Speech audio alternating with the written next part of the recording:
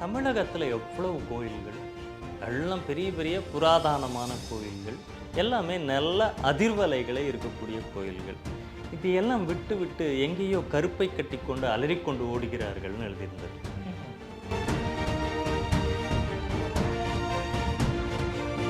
நிறைய கடன் ஆயிடுச்சு, உங்களுக்கு கடன் தீரணும். அப்போ நீங்கள் செவ்வாய்க்கிழமை அன்னைக்கு போய் இந்த கடன் சம்பந்தப்பட்ட விஷயங்களில் பிரச்சனை இருக்கிறவங்க, இப்போ கிரிவலம் போகிறதுன்னு நீங்கள் நினச்சா இன்னைக்கு நைட் கிளம்புறேன், நாளைக்கு காலையில் போகிறேன், இன்னைக்கு குளிக்கிறேன், சுற்றுறேன், அப்படி கிரிவலம் செய்யவே கூடாது.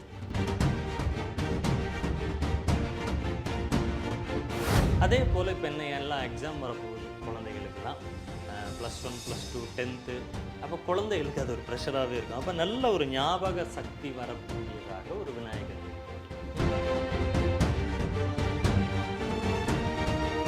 ஜோதிடத்தின் பரிணாம வளர்ச்சி ALP ஜோதிடம். இதை படிங்க, உங்க வாழ்க்கை உங்க கையில. ஆன்மீக அன்பர்கள் அனைவருக்கும் அன்பு கலந்த வணக்கம். கோவையைச் சேர்ந்த சிம்மம் ரங்கநாதன் சார் நம்ம கூட இருக்காங்க. நல்ல பரிச்சயமானவர், ஜோதிடத்தில் கைத்தேர்ந்த நிபுணர்.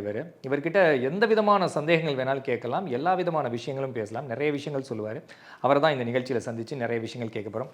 ஐயா வணக்கம். வணக்கம். ரொம்ப மகிழ்ச்சி, ரொம்ப சந்தோஷம் உங்களை இந்த நிகழ்ச்சியில் சந்திக்கிறதுல. ரொம்ப நல்லா இருக்கும். அதாவது சிம்மம் ரங்கநாதன் கிட்ட கேட்கணுன்னா நிறைய கேள்விகள் இருக்குது. புது புது தகவல்களை அப்படியே கொட்டி கொடுத்துட்ருப்பீங்க. மக்களுக்கு அது ரொம்பவே பயனுள்ளதாக இருக்கும். அந்த வகையில் தான் இன்றைக்கி உங்ககிட்ட நிறைய கேள்விகள் கேட்கணுன்னு இருக்கோம். முக்கியமாக பார்த்துக்கணுன்னா, இப்போ திருவண்ணாமலை அருணாச்சலேஸ்வரர் இப்போ சமீப காலமாக பயங்கர புகழோட உச்சியில் இருக்காங்க. தினந்தோறும் மக்கள் அந்த நடமாடக்கூட முடியலை, அந்த அளவுக்கு கூட்டம் வந்துக்கிட்டே இருக்குது. ஒரு புறம் என்னென்னா, ஆந்திராவில் இருந்து மக்கள் திருவண்ணாமலைக்கு வர்றதும், தமிழக மக்கள் எல்லாம் கிளம்பி திருச்சூருக்கு போகிறதுமா அப்படி மாறிடுச்சு. விஷ்ணுமாயா டெம்பிளுக்கு இப்போ தமிழக மக்கள் நிறைய பேர் அங்கே படையெடுத்துட்டு இருக்காங்க. ஆந்திர மக்கள் நமக்கு திருவண்ணாமலைக்கு வந்துட்டுருக்காங்க. என்ன இதுக்கான மாற்றங்கள்? வணக்கம். ஸ்ரீ குருபியோ நமஹ. ஸ்ரீ குரு ராகவேந்திராய நமஹ. எனதர்மை குருநாதர் திருமிகு புதுவுடைமூர்த்தி அவர்களை வணங்கி, நல்ல கேள்வி. இது ஆக்சுவலாக எனக்கு பாலகுமாரனோட ரைட்டிங் தான் இந்த இடத்துல ஞாபகம் வருது. சபரிமலைக்கு செல்லக்கூடிய அந்த விஷயத்தில் அவரோட கருத்து ஒன்று பதிவு பண்ணியிருந்தார். தமிழகத்தில் எவ்வளவு கோயில்கள், எல்லாம் பெரிய பெரிய புராதனமான கோயில்கள், எல்லாமே நல்ல அதிர்வலைகளே இருக்கக்கூடிய கோயில்கள். இது எல்லாம் விட்டு விட்டு எங்கேயோ கருப்பை கட்டிக்கொண்டு அலறிக்கொண்டு ஓடுகிறார்கள்னு எழுதியிருந்தார். ஆக்சுவலி அவர் சபரிமலையை தப்பு சொல்லலை. ஊரில் இருக்கிற விஷயமும் உனக்கு இன்னும் புரியல, நீ எங்கேயோ தேடி போயிட்டுருக்கிய, என்னடா நியாயம் அப்படிங்கிற மாதிரி அப்படி தான் இருக்குது. இன்றைக்கி ஜனங்களுடைய நிலை என்னென்னா, இப்போ திருவண்ணாமலையில் எந்த கிழமையில் போய் கிரிவலம் வந்தால் என்ன பலன்லாம் இருக்குது.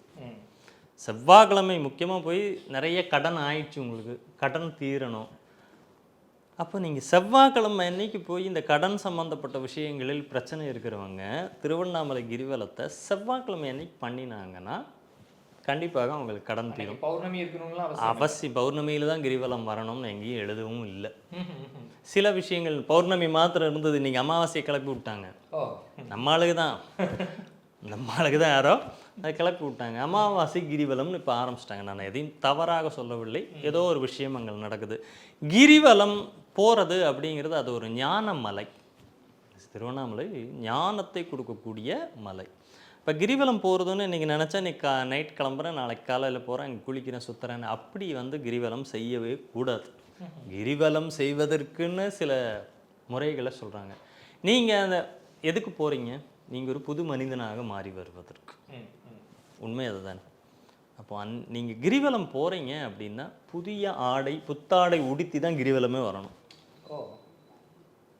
சும்மா போனால் வீட்டிலேருந்து பேண்ட் ஷர்ட்டு, நீங்கள் ஆமாம் ஷார்ட்ஸு, லெக்கின்ஸு. அங்கே எதுக்கோசரம் போகிறோன்னா, அங்கே இருக்கக்கூடிய அதிர்வுகள், எத்தனையோ சித்தர்கள், மிகப்பெரிய பெரிய ஞானிகள் எல்லாம் வாழ்ந்து நடமாடிய ஸ்தலம். அதோட வைப்ரேஷனெல்லாம் நமக்கு தெரில. எனக்கு தேவை என் பிரச்சனை தீரணும், தின்னா பித்தந்தெளியுங்கிறது. அப்போ கிரிவலம் போகிறப்போ அந்த ஆடையினுடைய இதே தளர்வான ஆடைகள் இருந்தால் தான், இருந்ததுன்னா நீங்கள் எதையுமே ஃபீல் பண்ண முடியாது. அந்த வைப்ரேஷன் உனக்கு வாங்கணுங்கிறதுக்கோசம் தான். இன்றைக்கும் கேரளாலலாம் பாருங்கள், ஆண்களாக இருந்தால் சட்டை அணியாமல் உள்ளே போகணுன்னா அந்த வைப்ரேஷனை நீ வாங்குற. எதுக்கு பிரதட்சணம் பண்ணுறோம்? சுற்றுறீங்க கோயில் எல்லாரும் போய், ஏன் சுற்றுறீங்க? அடிப்பிரதர்ஷனம்னு பண்ணுறான். எதுக்கு பண்ணுறான்? கேளுங்க, யாருக்கு தெரியாது, சொன்னாங்க, செய்கிறோம், எனக்கு என் காரியம் ஆகணும். நீ ஒரு விஷயத்தை ஆமாம், உணர்வதும் உணர்த்துவதும் தான் வாழ்க்கைன்னு ஏஎல்பி சொல்லியிருக்கு. அப்போ நீ ஒரு விஷயத்தை செய்யறேன்னா முதல்ல அதை உணரு.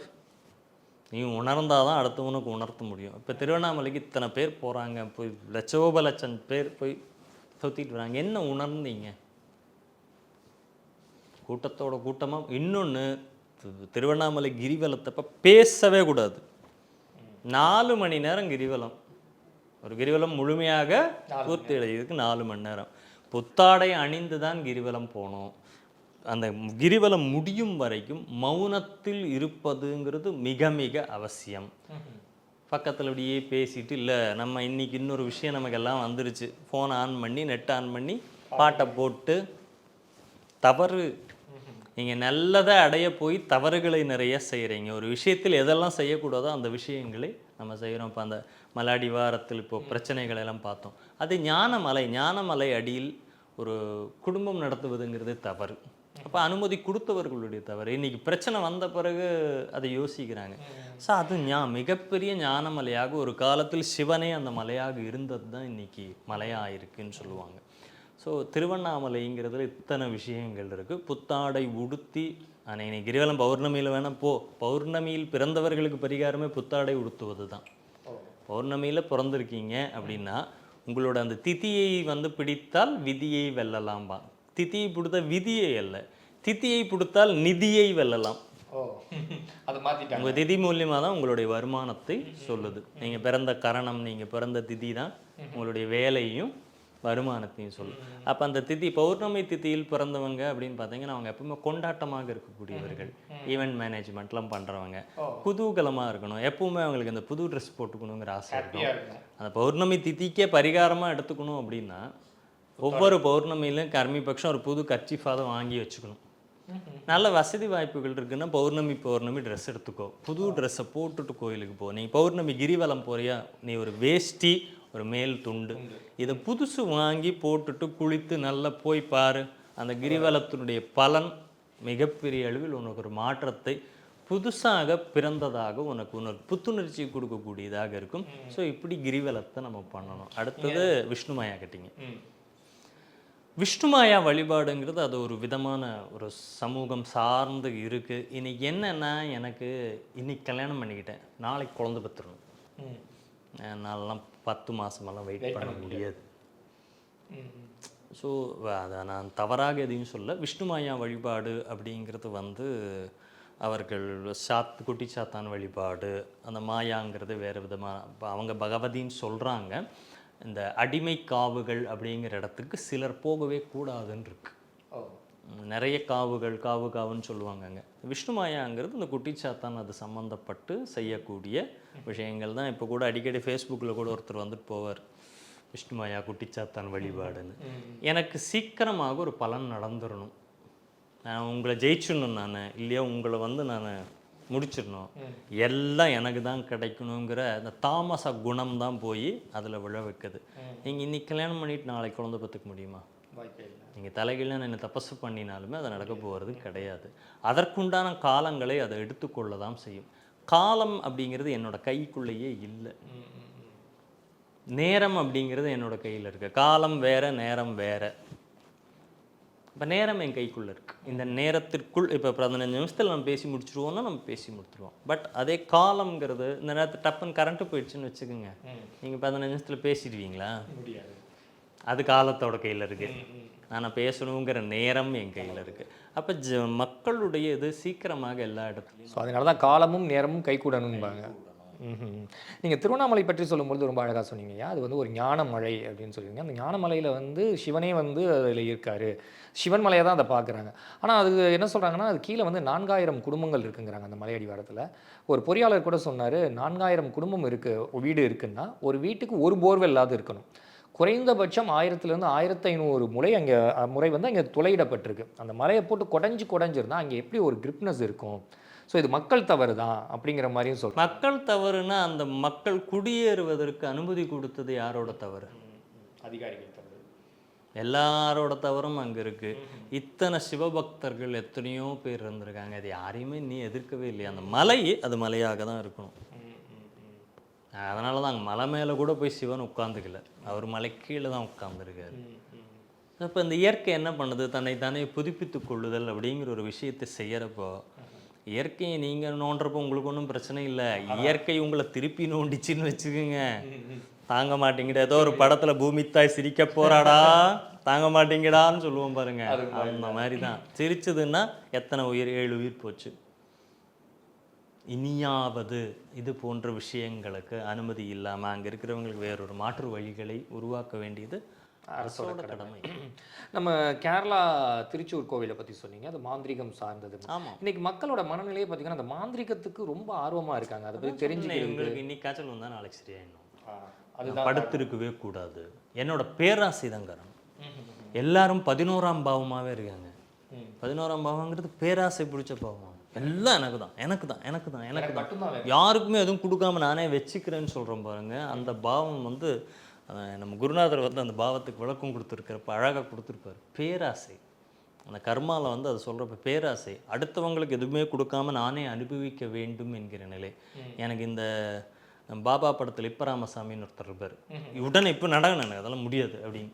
அப்போ எனக்கு உடனே நடக்கணும், எனக்கு வியாதி வந்தால் உடனே போயிடணும், எனக்கு பணம் உடனே போயிடணும், எனக்கு அதிர்ஷ்டம் அப்படியே கொட்டணும். கொட்டிச்சா இங்கே போனீங்களே நடந்துதானா? ஒரு சில விஷயங்கள் அதனால் உனக்கு ஆயிருக்குமே ஒழிய வாழ்க்கையவே மாற்றக்கூடிய பரிகாரம் எங்கேயுமே கிடையாது.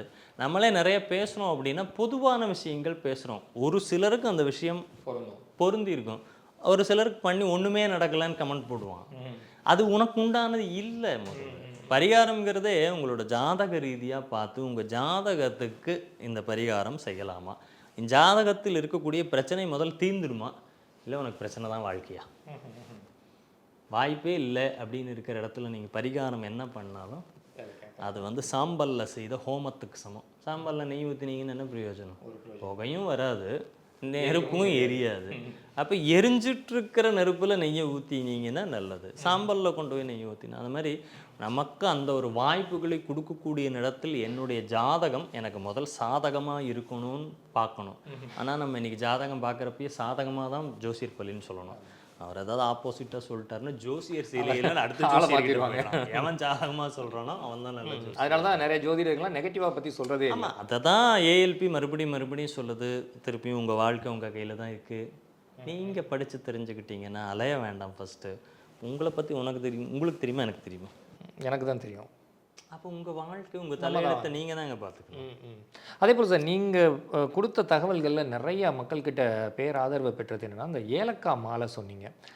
அதே போல் அந்த கிராம்பு மாலை போட்டால் வந்து நல்ல விஷயங்கள் நடக்கும் அப்படின்னீங்க.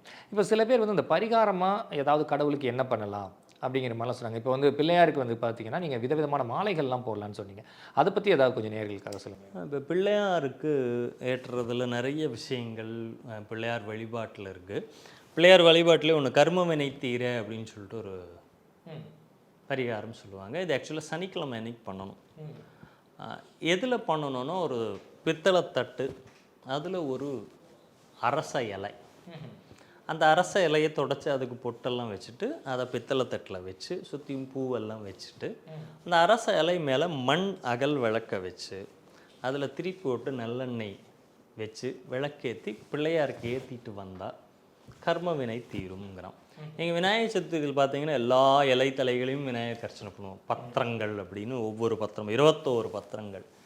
இதில் நீண்ட காலமாக எனக்கு ஒரு காரியம் வந்து நிறைவேறவே இல்லை அப்படிங்கிறவங்க கற்பூரவள்ளி தலை இருக்கு இல்லையா, நமக்கு சளிக்கெல்லாம் நல்லதுன்னு தெரியும். கற்பூரவள்ளி இலை வந்து 9 இலைகளை எடுத்து மாலை மாதிரி கோத்து விநாயகருக்கு போய் போட்டுட்டு வந்தா, கற்பூரவள்ளி இலையால் அவரை வந்து பூஜை பண்ணினா தீராத ஒரு பிரச்சனை, நீண்ட கால பிரச்சனை இருக்குன்னா அது வந்து தீர்த்து கொடுக்கும் அப்படின்னு. அதே போல் இப்போ என்ன எல்லாம் எக்ஸாம் வரப்போகுது குழந்தைகளுக்கெல்லாம், +1 +2 10th எந்த ஸ்டாண்டர்ட் படித்தாலும் அம்மா அப்பாவுக்கு என்ன மார்க் வாங்கலை அப்படின்னு தானே சொல்ல போகிறாங்க. அப்போ குழந்தைகளுக்கு அது ஒரு ப்ரெஷராகவே இருக்கும். அப்போ நல்ல ஒரு ஞாபக சக்தி வரக்கூடியதாக ஒரு விநாயகர் வழிபாடு. இந்த விநாயகர் வழிபாடுக்கு என்ன வேணும்னா 5 மண் விளக்கு, நெய், பச்சை கலர் திரி வந்து பச்சை கலர் திரி தான் போடணும், ஏலக்காய் மாலை ஏலக்காய் மாலை எப்படி போடணும்னா ஒரு சின்ன விநாயகர் விக்கிரகம் எடுத்து வச்சுக்கணும். வீட்டில் மண்ணாக இருக்கலாம், இல்லைன்னா பித்தளையில் கூட வாங்கி வச்சுக்கலாம். சௌரியம் இருக்கிறவங்க வெள்ளி தங்கத்தில் கூட வாங்கிக்கிங்க. அது உங்களுடைய பொருளாதார நிலையை பொறுத்தது. சரிங்களா? அப்போ ஒரு தட்டில் விநாயகர் சிலையை வச்சு அதை சுற்றி 5 விளக்குகளை வச்சு பச்சை திரி போட்டு அதுக்கு நெய் விட்டு அந்த 5 விளக்கை ஏற்றணும். ஏற்றிட்டு 5 ஏலக்காய் 5 ஏலக்காயில் பச்சை கலர் நூலில் அந்த ஏலக்காவை மாலையாக கோர்த்து விநாயகருக்கு போடணும். போட்டுட்டு நான் ஒரு மந்திரம் சொல்கிறேன், அந்த மந்திரத்தை 50 தடவை சொல்லணும். இதை 16 நாள் தொடர்ந்து செஞ்சுட்டு 16 நாளும் புதுசாக தான் ஏலக்காய் மாலை போடணும். இந்த திரியும் புதுசாக தான் போடணும். இது எரிஞ்சு முடிஞ்சிடுச்சுன்னா எடுத்துட்டு அடுத்த நாள் திரும்பி பச்சை கலர் திரி போட்டு நெய் விட்டு திரும்பி அதே விளக்கை யூஸ் பண்ணலாம். நெய்யும் திரியும் மாற்றணும். ஏலக்காய் மாலை போட்டிங்க இல்லையா, அந்த மாலையும் எடுத்து சேர்த்து வச்சுக்கணும். வீசிடக்கூடாது. 16 நாளும் அதை ஒரே இடத்துல சேர்த்து வைக்கணும். இப்போ டெய்லி 5 ஏலக்காவை கோத்து மாலை போடணும். இந்த மந்திரத்தை சொல்லணும். ஞான வித்யாதர ஸ்துதாயே, ஞான வித்யாதர ஸ்துதாயே, ஸ்வயம் பிரகாச பரிபாலன, ஸ்வயம் பிரகாச பரிபாலன ஹயக்ரீவாய நமஸ்துப்யம்.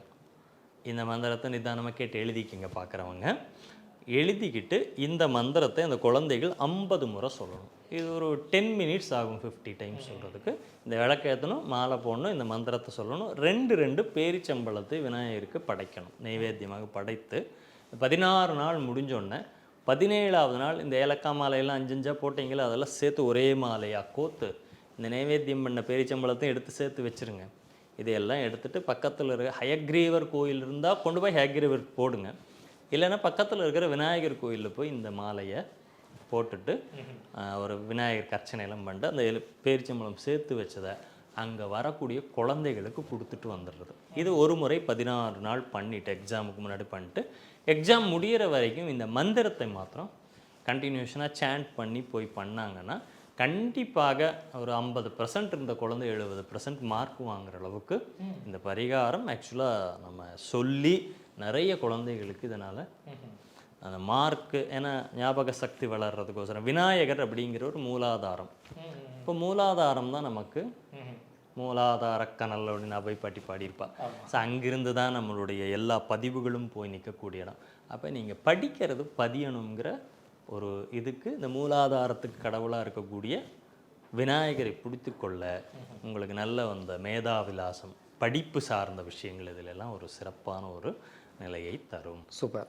இப்போ நிறைய பேருக்கு என்ன விஷயங்கள்னா, தன்னுடைய வாழ்க்கை வந்து முன்னேற எனக்கு வந்து கண் திருஷ்டிகள், நிறைய பொறாமைகள், போட்டிகள் இது மாதிரி என்னை வந்து தாக்குது. நான் கொஞ்சம் நல்லா வளர்ந்துட்டு வர சூழலில் இந்த மாதிரி கண் திருஷ்டினால என்னுடைய சரிவு ஏற்படுது அப்படின்லாம் சொல்கிறாங்க. இந்த மாதிரி கண் திருஷ்டிகள் போகணும்னா என்ன மாதிரி பரிகாரங்கள், எந்த கடவுளை வழிபடலாம்? கண் திருஷ்டி போகணுன்னா இன்றைக்கி நிறைய பைரவர் வழிபாடு, அஷ்டமி தேய்பிரை அஷ்டமி பைரவர் வழிபாடு அப்படிங்கிறத வந்து முதல் விஷயமாக எடுத்துக்கலாம். நீங்கள் என்ன திருஷ்டி, என்ன விஷயம், எந்த தெய்வ வழிபாட்டை பண்ணினா பண்ணுங்க, பண்ணாட்டி விடுங்க, நீங்கள் கரகம் எடுங்க, எடுக்க வீட்டில் விடுங்க, எங்களுக்கு போட்டே ஆகணும் அப்படிங்கிற மாதிரி நீங்கள் முதல் பண்ண வேண்டியது குலதெய்வ வழிபாடு தான். ஸோ குலதெய்வம் செய்யாததை எந்த தெய்வமும் செய்யாது. நீ குலதெய்வத்தை விட்டுருவாங்க, மற்றது இதையோ பிடிச்சிட்டு எனக்கு பண்ணலை நீன்னா ரைட்ஸ் முதல் இந்த தெய்வம் பண்ணணுன்னா அந்த தெய்வம் குலதெய்வம் அனுமதி கொடுக்கணும். நீங்கள் சொல்கிற இந்த செய்வினை, மாந்திரீகம், பில்லி, சூனியம், திருஷ்டி இது எத்தனை ஒருத்தருக்கு ஆக்டிவேட் ஆகுது அப்படின்னா குலதெய்வம் முதல் அனுகூலத்தில் இல்லை. அப்போ குலதெய்வ வழிபாட்டை சரியாக பண்ணு. குலதெய்வ வழிபாட்டுக்கு என்ன சிறப்பு, எதில் பண்ணணும் அப்படின்னா வாழைத்தண்டு திரி. ஏன்னா வாழையடி வாழையாக வந்தது தான் குலதெய்வம். வாழையடி வாழையாக தான் நான், எங்கள் அப்பா, நான், எனக்கு அப்புறம் என் குழந்தை, அதுக்கப்புறம் ஒன்றுன்னு வாழையடி வாழையாக கல்யாண வீட்டிலலாம் அந்த வாழை மரம் கட்டக்கூடியதனுடைய அடையாளமே அந்த வாழையடி வாழையாக அப்படி தொடர்ந்து வரக்கூடியது ஒரு பரம்பரைங்கிறது எங்கேயும் கட்டாகாமல் வருது. இப்போ ஒரு வாழை மரம் விழுகுதுன்னு அடுத்து அதை ஒரு கண்ணு விட்டுட்டு விழுகும். அப்போ அந்த வாழை மரத்து நார் நீங்கள் வீட்லேயே நீங்களே பண்ணலாம். இல்லைண்ணே இப்போல்லாம் கடையில் கிடைக்குது, நீங்களே பண்ணி வச்சுக்கிட்டிங்கன்னா உங்களுக்கு மனசுக்கு வந்து நானே பியூராக அதையே தான் யூஸ் பண்ணுறேங்கிற அந்த எண்ணம் இருக்கும். ஈஸி தான் அதை பண்ணுறது. ஒன்று வாழைத்தண்டு நிறைக்கணுன்னா அந்த திரி மாதிரி வரும். அதை கொஞ்சம் கொஞ்சமாக எடுத்து காய வச்சு திரிச்சிங்கன்னா திரியாயிடும். அதோட பஞ்சையும் சேர்த்து திரி பண்ணி அமாவாசை மற்றும் பௌர்ணமி 2 நாட்களில் வீட்டிலேயே குலதெய்வ படத்துக்கு முன்னாடியோ அல்லது குலதெய்வத்தை நினைத்தோ அந்த விளக்கில் அந்த வாழைத்தண்டையும் அந்த பஞ்சையும் சேர்த்து திரி போட்டு நெய் விட்டு விளக்கேற்றி குலதெய்வத்தை பிரார்த்தனை செய்ய குலதெய்வத்தினோட அனுகூலம் உங்களுக்கு ரொம்ப அற்புதமாக இருந்ததுன்னா திருஷ்டியும் இல்லை, எதுவுமே முதல் இல்லை. ஸோ நல்ல பரிகாரம்னா குலதெய்வ வழிபாடு தான் உங்களுடைய முன்னேற்றத்தை எல்லாத்தையும் பாதுகாத்து உங்களுக்கு கொடுக்கக்கூடியது. அதனால் திருஷ்டி தோஷங்கள் இதெல்லாம் விலகத்திற்கு முதல் பண்ணிக்க வேண்டியது குலதெய்வ வழிபாடு. இப்போ திருஷ்டிக்கு நவதானியத்தை வைத்து ஒரு பரிகாரம் பண்ணலாம். இப்போ சபரிமலைக்கெல்லாம் போகிறப்போ தேங்காவை உடச்சி உள்ளே ஓட்டை போட்டு அந்த தண்ணியை எடுத்துட்டு நெய் ஊற்றி கொண்டு வராங்களே, இதே தான். தேங்காவை குடுமி பிச்சுட்டு மேலே ஓட்டை பண்ணிட்டு அந்த தண்ணியை ஃபுல்லாக இளநீரை காலி பண்ணிட்டு அதுக்குள்ளே ஒரு 100 கிராம் நவதானியத்தை போடுங்க. அந்த ஓட்டையில் நவதானியம் போகும், எல்லாம் சின்ன சின்ன தானியம் தானே, கொஞ்சம் நிதானமாக போடுங்க, உள்ளே போயிடும். போட்ட பிறகு அது மேலே ஒரு கற்பூரம் வச்சு வீடு உங்களுக்கு இதெல்லாம் சுற்றி கொண்டு போய் முச்சந்தியில் உடச்சிருங்க. திருஷ்டி தோஷம் தீர்ந்து போச்சு, அவ்வளோதான். இந்த திருஷ்டி கழிக்கிறது அப்படிங்கிறது ஞாயிறு செவ்வாய் வியாழன் தான். வியாழன் அமாவாசையில் பண்ணுறாங்க. ஸோ இது கழிவு நாட்கள், கழிவுகள் எல்லாமே தேய்பிரை எல்லாமே கழிவுக்குண்டான திதிகள். தேய்பிரை பஞ்சமிக்கு அப்புறம் பார்த்தீங்கன்னா இருக்கிறதெல்லாம் இந்த கழிப்பு கழிக்கிறது அப்படின்னு சொல்கிறோம் இல்லையா, இன்னைக்கு கழிப்பு கழிச்சோங்க அப்படிம்போம். ஸோ அந்த தேய்பிரை எல்லாமே கழிப்பு கழிக்கக்கூடிய திதி தான். அமாவாசையும் கழிப்பு கழிக்கிறது. அப்போ தேய்பிரையில் வரக்கூடிய ஞாயிற்றுக்கிழமை, வியாழக்கிழமை, செவ்வாய்க்கிழமை அமாவாசையில் இந்த திருஷ்டிங்கிற உங்கள் கழிப்பை கழித்து நீங்கள் அதை பண்ணலாம். அது ஒரு சிறப்பான ஒரு பரிகாரமாக இருக்கும். சரி, இப்போ இந்த ஆன்மீகம் சார்ந்த எண்ணங்கள் அதிகமாக வர்றதுக்கு காரணமே நிறைய பேருக்கு மன அழுத்தம், மனச்சோர்வு இதுதான். சில பேர் அதையும் தாண்டி நிறைய பேருக்கு என்னென்னா ஒரு மன உளைச்சலே ஒரு மனக்குழப்பமாக நிறைய பேர் மாறிடுறாங்க. முக்கியமாக பார்த்திங்கன்னா அந்த வயசானவங்க, அது இல்லாமல் சில பேர் பார்த்திங்கன்னா குடும்ப சூழல் காரணமாக அல்லது ஏதாவது ஒரு ஃபெயிலியர் ஆகிடுச்சுன்னா அதிலே ஒரு பெரிய டிப்ரெஷனில் அந்த மனக்குழப்பத்துக்கு ஆளாயிறாங்க. அந்த மனக்குழப்பம் உள்ளவங்களுக்கு முன்னாலாம் நமக்கு தெரியும் ஒரு சில கோயில்களுக்கு போயிட்டு வாங்க அப்படிம்பாங்க. இதுக்கு ஏதாவது பரிகாரங்கள் அது மாதிரி ஏதாவது இருக்குங்களா? இப்போ மனம் சார்ந்த மனம் பேதளிப்பு, ஒரு சிலது பேய் பிடிச்சிருச்சு, பிசாசு பிடிச்சிருச்சு, இதுவுமே ஆக்சுவலாக மனபேதளிப்பு தான். நான் ஒரு இமேஜின் அதாவது இதை நம்ம வேதாத்ரி மகரிஷி இதுக்கு ஒரு விளக்கம் கொடுத்துருந்தார். எப்படி இது உயிர்நிலை எப்படி அட்டாக் ஆகுது அப்படிங்கிறது. உங்களோட பயந்த ஒரு நிலை இருக்கு இல்லையா, விசுக்குன்னு பயந்துட்டேன் அப்படிம்பீங்க இல்லையா, இந்த விசுக்குன்னு பயந்துட்டேங்கிற நிலையில் உங்கள் உயிர்நிலை வெளியே உள்ளே போகும். சட்டானா அப்படி பயப்படுறப்போ அந்த பக்குன்னு அடிச்சதுன்னு சொல்லுவாங்க. அப்போ அந்த உயிர்நிலை வெளியே உள்ளே போகிறப்போ அது அட்டாக்காக பண்ணுது. காத்து கருப்பு அப்படிங்கிறாங்க இல்லையா, இதெல்லாம் எப்படி நடக்குது? இதே தான் இந்த சுவாமி ஆடுறது பண்ணுறது பார்த்தீங்கன்னா மென்காந்த சக்தி. ஏன்னா இங்கே இதை இழுத்து விடுறது, அது தாங்குற சக்தி எனக்கு இருக்கணும், இல்லைன்னா நான் ஆடிக்கிறேன். நீங்கள் சாமி கும்பிட்றப்போ ஒரு சிலர் பார்த்துருக்கீங்களா, இப்படி போயிட்டு வந்துட்டுருப்பாங்க. அந்த மென்காந்த அதிர்வலையே எனக்கு தாங்கக்கூடிய சக்தி. அப்போ அந்த மாதிரி நிலையில் தான் ஒருத்தராக மாறிடுறாரு அப்படின்னு சொல்கிறோம். நீங்கள் சொன்ன மாதிரி வயதானவர்கள் அவங்களுடைய சிந்தனைகள் காரணமாக ஆதிசங்கரர் கரெக்டாக சொல்லியிருப்பார். பாலஸ்தாவத் கிரீடாசக்தா, தருணஸ்தாவஸ் தருணீசக்தா, விருத்தஸ்தாவஸ் சிந்தாசக்தா, பரமே கோயினி பிராமணி சக்தகாம்பர். பாலஸ்தாவத்துக்கு நீங்கள் ஒரு குழந்தையாக இருக்கிறப்போ உங்கள் விளையாட்டு தான் உங்களுடைய சிந்தனை. நீங்கள் ஒரு இளைஞனாக மாறிட்டீங்கன்னா சைட் அடிக்கிறதுலாம் சிந்தனை. தருணி அப்படின்னா பெண்கள் சம்மந்தமாக, இளைஞன் ஒரு இளைஞியை விரும்புவது என்ன தவறுன்னு வடிவேல் சொன்ன மாதிரி அப்படி தான் இருக்கும். வயசாகிடுதுன்னா எதுக்கு நீங்கள் யோசிக்கிறீங்க, விசாரப்படுறீங்கன்னு இல்லை, புலம்பிகிட்டே இருப்பாங்க. பார்த்துருக்கலாம் வீட்டில், எதுக்குமா புலம்புறேன்னு கேட்டால் அப்படி தான்ருவாங்க. ஏன்னா அந்த வயசானோன்னா அவங்களோட இயலாமை, அப்போ எப்போ பார்த்தாலும் ஒரு யோசனையில் இருக்காங்க. யாருமே இறைவனை நினைப்பதே இல்லைன்ட்டார் அவர். அப்போது இது நீங்கள் கேட்ட கேள்வி என்னோட. அப்போது ஒரு சில நிகழ்வுகளாலோ உடல் உபாதைகள் காரணமாகவும் எனக்கு இப்படி இருக்குமா, ஒன்றும் இல்லாத விஷயத்தை பெரிதுபடுத்தி கொண்டு எனக்கு அப்படி ஆயிடுச்சு இப்படி ஆயிடுச்சுன்னு யோசிக்கிறாங்க பார்த்தீங்களா, இதனாலேயும் மன அழுத்தத்துக்கு காரணமாயிடுறாங்க. ஒரு சில குழந்தைகள் படிப்பின் காரணமாக மன அழுத்தத்துக்கு காரணமாயிடுறாங்க. இல்லை எதையாவது பார்க்கக்கூடாததை பார்த்தது திடீர்னு பயந்த நிலை, இதனால் மன அழுத்தத்துக்கு காரணமாகறாங்க. ஸோ இதுக்கெல்லாம் ஒரு சின்ன பரிகாரம் நம்ம சிம்பிளாக முடிச்சிடலாம். நம்ம எல்லாருமே இந்த ஊமத்தங்காயை எடுத்துகிட்டு போய் கறி பூசி போர்டு கடிச்சு பார்த்துருக்கோம். ஆமாம், அந்த காலத்து போர்டுக்கு தேவைப்பட்டது, இந்த காலத்துக்கு எல்லாம் டிஜிட்டல் போர்டு ஆகிடுச்சு. கறியை வச்சு அதை மைய அரைச்சி நம்ம போர்டை புதுப்பிக்கிறதே அதில் தான் பண்ணுவோம். ஊமத்தங்காய் ஊமத்தம்பூ இது ரெண்டுமே வந்து சிவனுக்கு ரொம்ப உகந்தது. ஊமத்தம்பூ வந்து நல்ல உகந்த ஒரு மலர். ரொம்ப மென்டலி டிப்ரெஸ்டாக இருக்கக்கூடியவங்க அப்படிங்கிறவங்க வந்து ரொம்ப பிரச்சனையில் மாட்டிகிட்டு இருக்காங்க, அவங்களுக்கு என்னமோ ஆயிடுச்சுன்னு நினைக்கிறாங்கங்கிறவங்க அந்த ஊமத்தங்காய் விஷமுள்ள காய் தான், அதை கொஞ்சம் கவனமாக பறித்து எடுத்து அதை மேலே தோல் சீவிட்டு கொஞ்சம் ஓட்டை பண்ணிக்கணும். இழுப்பெண்ணெயை விட்டு திரி போட்டு சிவன் கோவிலில் அதுக்கு விளக்கு ஏற்றணும். ஏன்னா கோயிலில் பர்மிஷன் கொடுக்கணும், இதெல்லாம் என்ன புதுசாக இருக்குது, எவனா கிளக்கு விட்டானான்னு திட்டுவாங்க. இதெல்லாம் ஆக்சுவலாக மிகப்பெரிய தாந்திரீக பரிகாரம் இது. பண்ணினவங்களுக்கு நிஜமாக 100% சரியாக இருக்குது. இதெல்லாம் டெஸ்டட் ஓகே அப்படின்னு சொல்ல வேண்டிய பரிகாரம். ஆமாம், அது வாரண்டியான பரிகாரம். ஏன்னா என்னோட கிளைண்ட் ஒருத்தங்களுக்கு அப்படி வரும், அவங்க ஹஸ்பண்டுக்கு என்னமோ நோயின்னு சொல்கிறாரு, சரியாக மாட்டேங்குது. யார் சார் பண்ணணும்? இப்போ உடம்பு சரியில்லாதவங்களே சரியில்லாதவங்களுக்காக யாரும் வேணும், ஓகே நினச்சி கூட பண்ணலாம். மாதிரி மென்டலி டிப்ரெஸ்டாக இருக்கிறது, மென்டலி இருக்கக்கூடிய அந்த பிரச்சனைகள், இந்த தானாக அழுத்தத்துக்கு ஆளானவங்க இந்த ஊமத்தங்காயில் அந்த விளக்கேற்றி பண்ணினாங்கன்னா சிவன் கோயிலில் ஒரு பிரதோஷ தண்ணிக்கு ஆரம்பித்து தொடர்ந்து 11 நாள் பண்ணிட்டு வந்தாங்கன்னா நல்ல ரிலீவ் கிடைக்கும். ஊமத்தம் பூ கிடச்சதுன்னா அதை வந்து தண்ணியில் விட்டு சிவனுக்கு அபிஷேகம் செய்ய சொல்லணும். இல்லை ஊமத்தம் பூவால் சிவனுக்கு அர்ச்சிக்க உங்களுக்கு இந்த மனோரீதியாக இருக்கக்கூடிய இந்த பிரச்சனைகளை வந்து தீர்க்கக்கூடிய மிக சிறப்பான டெஸ்டட் ஓகேவான பரிகாரம் அப்படின்னீங்கன்னா இது வந்து சிறப்பானதொரு பரிகாரமாக இருக்கும். ரொம்ப மகிழ்ச்சி சார். அதாவது பார்த்திங்கன்னா எல்லா விஷயத்துலையும் ஒரு மக்களுக்கு ஒரு சொல்யூஷன் கொடுத்துறீங்க. ஏன்னா இந்த தீர்வு கிடைக்காததுனால தான் நிறைய பேர் தத்தளிச்சிட்டு இருக்காங்க, என்னடா செய்வது, இப்படி நமக்கே அமையுது அப்படின்னு. நிச்சயமாக அதை பார்க்குறவங்களுக்கு இந்த ஒரு நல்ல பயனுள்ள தகவலாக இருக்கும். ரொம்ப மகிழ்ச்சி சார், கோவையிலேருந்து வந்து நல்ல பல தகவல்களை கொடுத்தீங்க. மிக்க மகிழ்ச்சி சார், நன்றி.